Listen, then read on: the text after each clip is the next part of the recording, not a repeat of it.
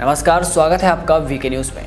UP panchayat चुनाव के नतीजे आ चुके हैं और इस चुनाव को सेमीफाइनल मैच की तरह देखा जा रहा था और इस मैच में भी बीजेपी ने ऐसा खेला कि विपक्षियों की नींद और चैन सब उठ चुके हैं, क्योंकि चुनाव से पहले विपक्षियों की खेमेबंदी को तोड़कर बीजेपी ने सूबे में भगवा लहरा दिया। जी हाँ, उत्तर प्रदेश जिला पंचायत अध्यक्ष पद के चुनाव में भाजपा को बम्पर जीत मिली है।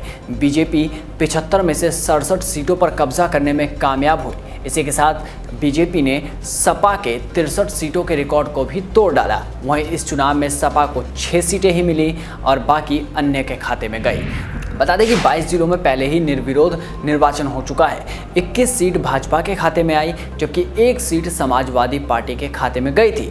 53 सीटों पर वोटिंग हुई थी, जिसके चुनाव परिणाम आज घोषित कर दिए गए। जानकारी के लिए बता दें कि संत कबीर नगर, बलिया, आजमगढ़ और एटा में सपा ने जीत दर्ज की, जबकि बागपत में राष्ट्रीय लोकदल की प्रत्याशी ने भाजपा प्रत्याशी को हरा दिया। वहीं अवध क्षेत्र में 13 में से 13, पश्चिम में 14 में से 13, ब्रज में 12 में से 11, कानपुर बुंदेलखंड क्षेत्र में 14 में से 13, काशी में 12 में से 10 और गोरखपुर क्षेत्र में 10 में से 7 जिलों में भाजपा ने जिला पंचायत अध्यक्ष चुनाव जीता।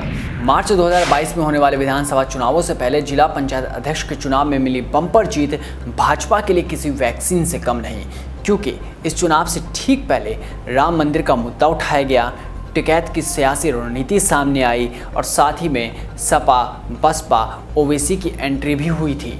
और वहीं इसके साथ साथ योगी और मोदी के तकरार की खबरें भी विपक्षियों ने खूब चलाई।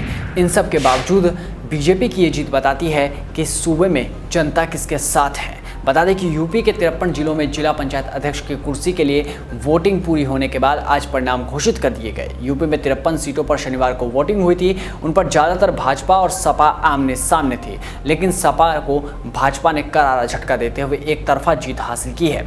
इनमें से 37 जिला पंचायत सीटें ऐसी थी जहां पर सिर्फ 2-2 उम्मीदवार ही चुनावी मैदान में थे।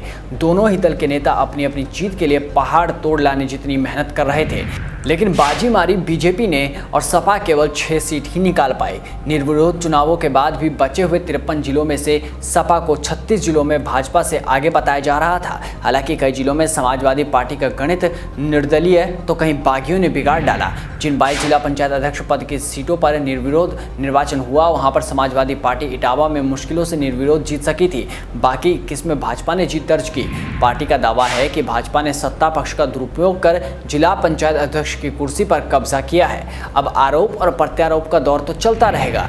इस जीत ने अन्य पार्टियों में भी खलबली मचा दी होगी, क्योंकि हाल ही में ओवैसी कह रहे थे कि योगी को हराएंगे, पर जनता की मंशा और चुनावी नतीजों को देखकर ऐसा लगता है कि विधानसभा चुनाव में भी बीजेपी भगवा लहराने में कामयाब रहेगी और जनता योगी के किए गए कार्यों को स्वीकार करेगी। इस वीडियो में बस इतना ही। देश और दुनिया की तमाम बड़ी खबरों से जुड़े रहने के लिए बने रहिए वीके न्यूज़ के साथ। नमस्कार।